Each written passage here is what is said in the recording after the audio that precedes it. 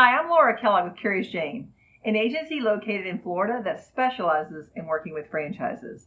We help franchises market to the end consumer, and we help franchises attract and convert new franchisees. In this week's video, I'm going to give you 3 questions to ask and discuss with your leadership team to begin the process of building a stronger franchise development program. These are going to sound like simple questions, but in our experience, usually 1 or 2 of these is going to require some serious discussions among your team. The first question is, what is a realistic growth goal for your brand? Right now, we're obviously in the middle of a pandemic, and there's a lot of unknowns, but many franchises are going to be doubling down in the next 24 months to really grow their brand. So even with all that's going on, you and your team need to decide what your growth goals are for the next 12 to 24 months, and you've got to agree on those numbers.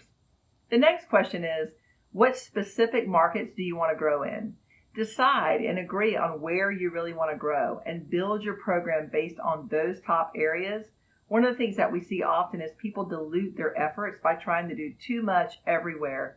So we recommend focusing on your top areas of growth opportunity. And the last question that I want you to think about today is, how strong is your brand recognition in the areas that you want to grow? So if you're trying to go into a new territory and your brand recognition is low or non-existent in those areas, more than ever, you need to tell the story of your brand and what the opportunity is. If your brand recognition is strong, it will be much easier for you to create your own funnel system where leads will come to you. So 3 questions to ask and discuss this week with your executive team. Number 1, what is a realistic growth goal, especially with all that's going on? Number 2, what specific markets do we want to grow in? And number 3, in those markets, how strong is our brand recognition? I'll see you next week, and we'll talk about short-term strategies that you can take to double down on your franchise development efforts.